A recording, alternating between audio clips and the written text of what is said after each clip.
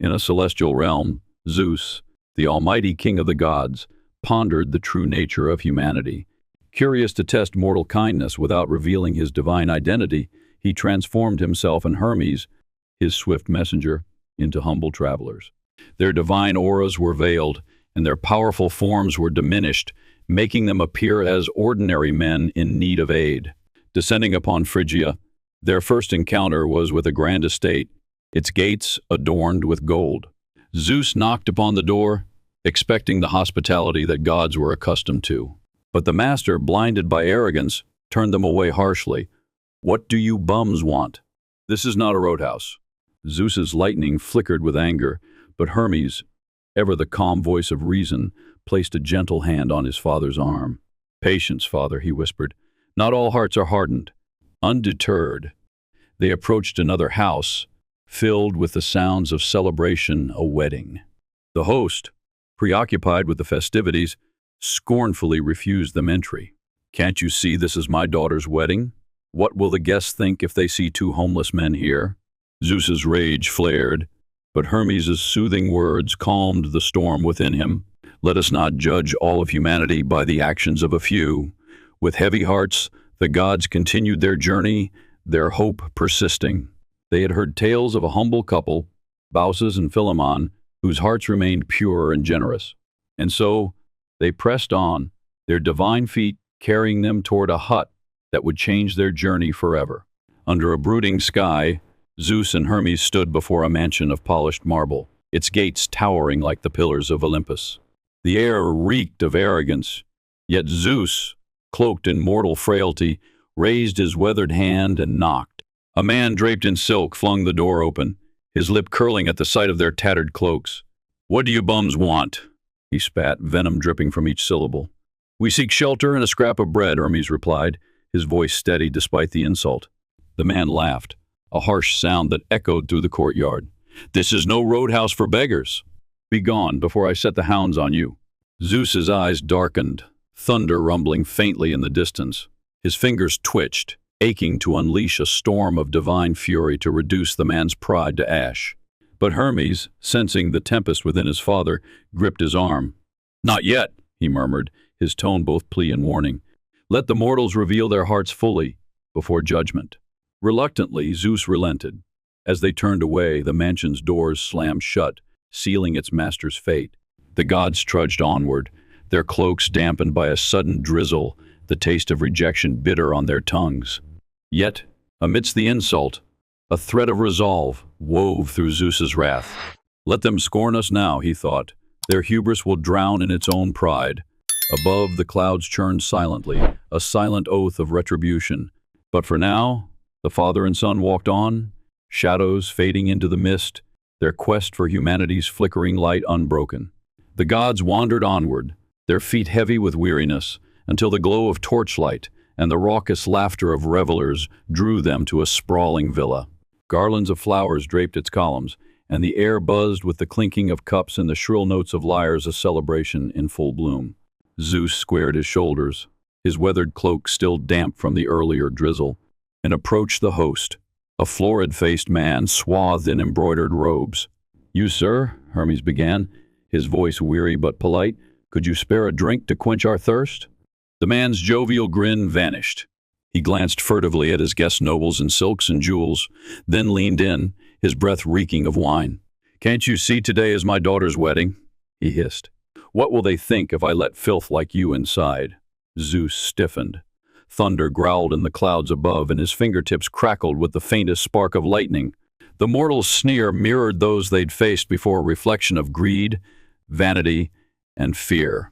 One strike, Zeus thought, and this wretched feast would become a pyre. But Hermes stepped forward, his gaze sharp yet calming. "Father," he murmured, clasping Zeus's wrist, "this is not the way. Let their cruelty condemn them, not your wrath." The host barked a laugh. "Father, you beggars spin grand tales. Now leave, before I have you whipped." Zeus's jaw clenched, the storm within him roiling. Yet Hermes's grip tightened, a silent plea for restraint. For a heartbeat, the god of thunder hovered between fury and reason until, at last, he relented. The sparks faded, swallowed by the night. As they retreated, the music swelled behind them, a mocking anthem of mortal pride. Hermes glanced back, his eyes lingering on the villa's fading lights. "They do not know what they have scorned," he said quietly. "Nor will they," Zeus rumbled, "until the hour of reckoning drowns their laughter." The pair vanished into the shadows, their path lit only by distant lightning, a silent promise of divine justice, delayed but inevitable. The gods pressed on, their cloaks frayed and spirits weighed by the deepening night. Each door they approached became a fresh wound to their hope. At the first cottage, a farmer's wife scowled through a cracked shutter. "We've nothing for vagrants," she snapped, slamming the wood in their faces. At the next, a merchant's guard brandished a spear, barking, "Move along, lest I carve my answer into your hides." Zeus's rage simmered, the sky above churning with ink-black clouds. "Must we endure this insolence?" he growled, his voice a tremor of distant thunder. Hermes, ever the mediator, laid a hand on his father's shoulder. Patience. The worst of humanity often masks the best. But patience frayed as they climbed a hill to a sprawling farmstead. A wealthy landowner, his belly swollen from feasts, hurled rotten fruit at their feet. "Feed on this, you rats!" he jeered, his laughter echoing as Zeus ducked the putrid missile. Lightning flashed in the god's eyes, but Hermes steered him away, murmuring, "Their cruelty is its own punishment." Dawn bled into dusk as they descended into a valley, where a widow in a threadbare shawl peered at them from her threshold. For a moment, Zeus dared to hope until she spat, "Your kind brings misfortune," and hurled a bucket of slops at their feet. The gods stood in silence, the muck dripping from their cloaks. Zeus's hands trembled, not with anger now, but sorrow. "Is there no kindness left in this world?" Hermes gazed at the horizon, where the first stars pierced the gloom. "One light remains," he said softly, "a humble hut, where hearts have not yet turned to stone." Trudging onward, they found it, a crumbling shack, its roof sagging, its walls patched with mud and straw. Smoke curled weakly from its chimney, and through the thin door came the faint hum of a woman's voice, gentle as a lullaby. Zeus hesitated, his pride battered, but his resolve unbroken. "Let this be the end," he said, knocking softly. The door creaked open, revealing an old couple, their faces lined with hardship, yet their eyes warm as hearth fire. "Come in, friends," Philemon urged, while Baucis fretted over their mud-caked sandals. "You must be weary." In that moment, the gods glimpsed humanity's fading grace and vowed to repay it in kind. The story of Zeus, Hermes, Baucis, and Philemon is a compelling myth that underscores the importance of hospitality, humility, and love. Disguised as humble travelers, Zeus and Hermes test the character of mortals, revealing the stark contrast between kindness and cruelty. The couple, Baucis and Philemon, exemplify true hospitality by sharing their meager resources with the disguised gods, embodying the values of generosity and humility. Their selfless actions are rewarded by Zeus, who transforms their humble hut into a grand temple and grants their wish to die together, symbolizing their eternal bond through their transformation into intertwined trees. This myth serves as a moral lesson, emphasizing that kindness and generosity are paramount, even in the face of scarcity. It highlights the divine appreciation for humility and the consequences of cruelty, as seen in the punishment of the unkind city. The story resonates with universal themes found in various cultures and religions, reinforcing the idea that true character is revealed in how one treats others, especially those in need. Ultimately, the tale of Baucis and Philemon reminds us that love and compassion are enduring and divine.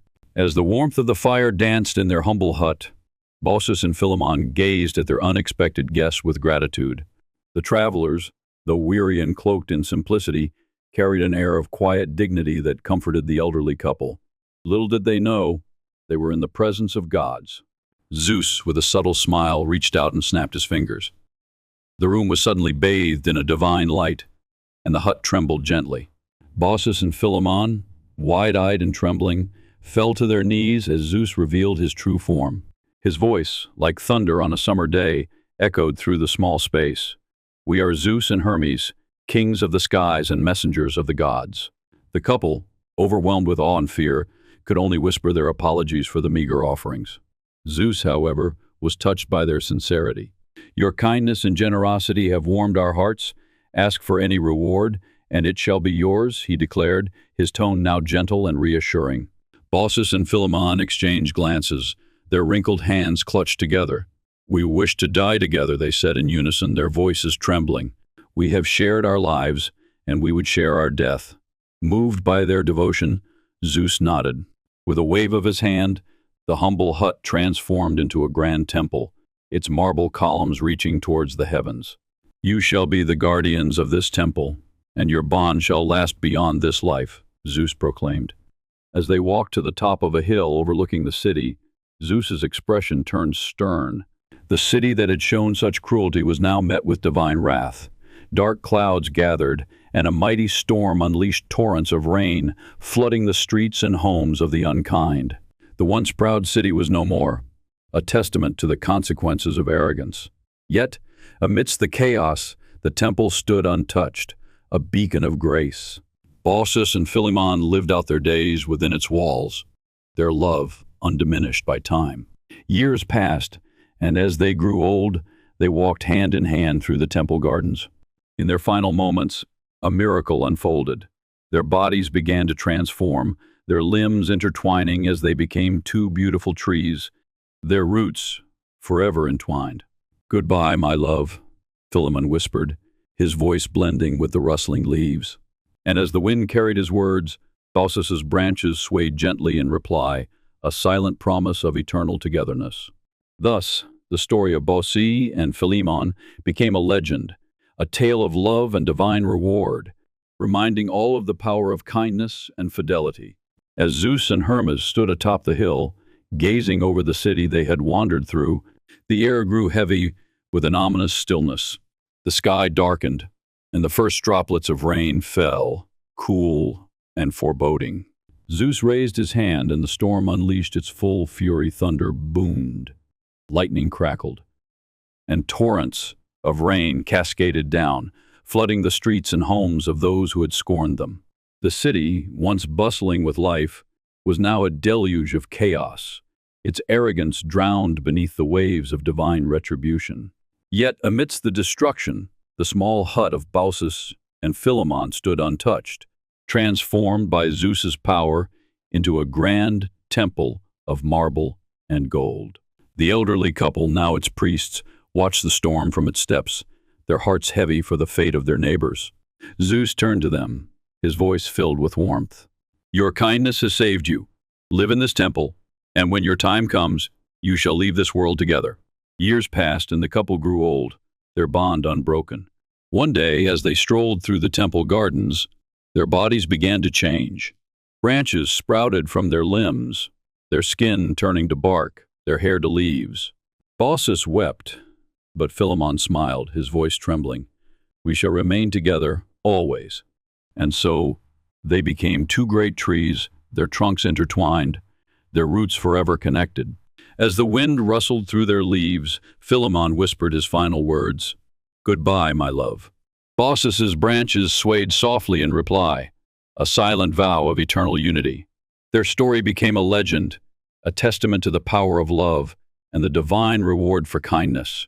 As the years passed, Baucis and Philemon lived a serene life within the temple, their bond growing stronger with each passing day. They served as humble priests, their hearts filled with gratitude for the divine gift they had been granted. Yet, as time wove its inevitable spell, their bodies began to weaken, their steps slower, their laughter less frequent. They knew their time on this earth was drawing to a close. One day, as they walked hand in hand through the temple gardens, the air was filled with the fragrance of blooming flowers and the gentle hum of bees. The sun cast its golden rays upon them, and Zeus, watching from afar, smiled. He had promised they would leave this world together, and now the moment had come. As they strolled, a strange yet peaceful sensation washed over them. Their feet seemed to root into the earth, their arms stretching upward like branches.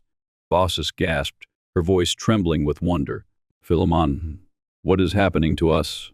Philemon's eyes filled with tears as he looked at his beloved wife. We are becoming one with nature, he whispered, his voice filled with awe. Our love will live on, forever intertwined. And so their bodies began to transform. Their skin turned to bark, their hair to leaves, their fingers to twigs. Yet, even as their human forms faded, their love remained. Their trunks grew together, their roots intertwining beneath the soil, their branches reaching toward the heavens. Zeus descended, his presence filling the garden with a divine glow. He placed a hand on the trunk of the tree, his voice booming with pride. Your love has transcended mortality. You've become a symbol of eternal devotion, a reminder to all of the power of kindness and fidelity. As the sun dipped below the horizon, casting the garden in a golden hue, Philemon's voice echoed through the leaves. "Goodbye, my love," he whispered, his final words carried by the wind. Baucis' branches swayed gently, a silent reply, a promise of eternal togetherness. And so, the two trees stood tall, their roots deep in the earth, their hearts forever one. The city that had once scorned Zeus and Hermes was no more, its ruins a testament to the consequences of arrogance. But in its place stood a temple, a sanctuary of love and kindness, guarded by two trees that would tell the story of Baucis and Philemon for generations to come. And so, the myth of Baucis and Philemon became a legend, a tale of divine reward, a reminder that love and kindness are the greatest gifts of all.